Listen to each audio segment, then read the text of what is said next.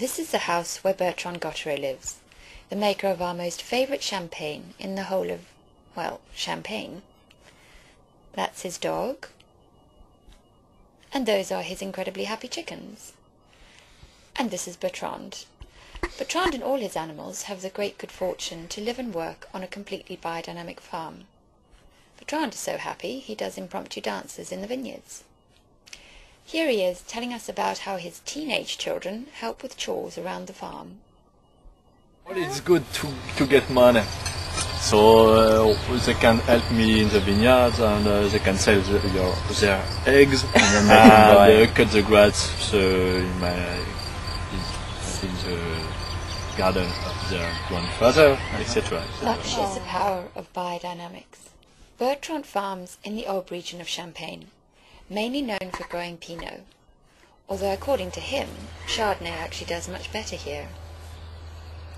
These hills are full of vines which his father planted, and he explained to us on a stroll around the farm that after taking over from him in 1993, he began the long, slow process of converting first to organic and then to biodynamic viticulture, doing everything by hand. In chemical viticulture, you don't need to get your hands nearly as dirty. You simply spray and walk away.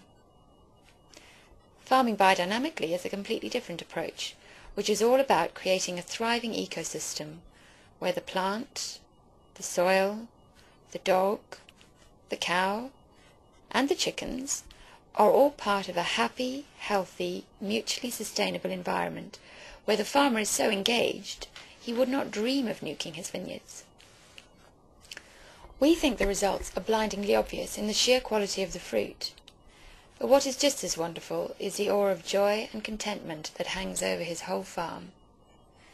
It's almost like a low-level, audible hum, and it makes you amazingly happy just to be there.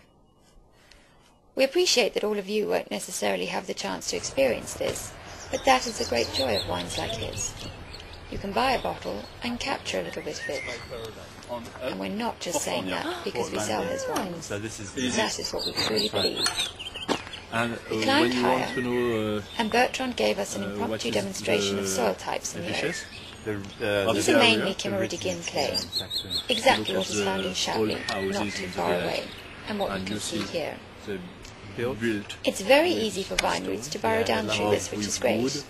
The deeper they go, the more interesting minerals and flavours they're able to pick up.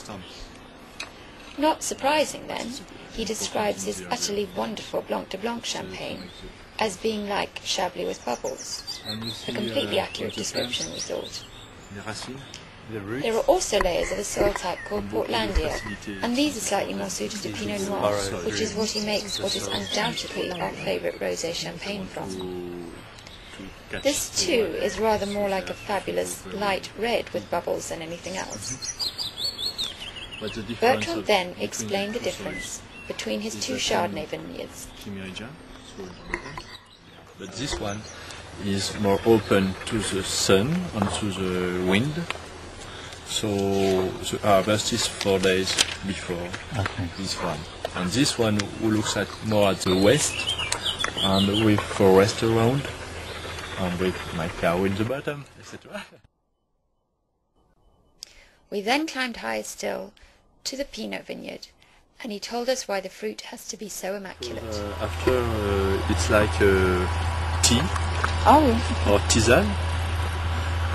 You have the fruits in the barrels, and if the fruits are not perfect, you can have a beginning of fermentation outside in the vineyard, and it's impossible to make wine with this type of yeast.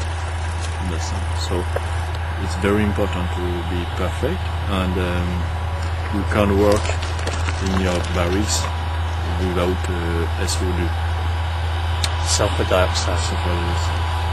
Because if the juice come outside of the fruit and is on the skin, there is a beginning of transformation of sugar, etc. It's like the blood outside of the skin.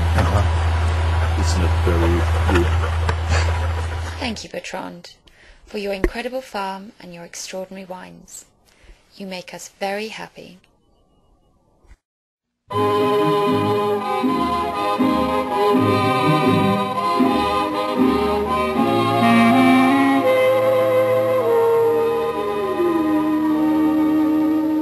Des yeux qui font baisser les miens, un rire qui se perd sur sa bouche, voilà le portrait sans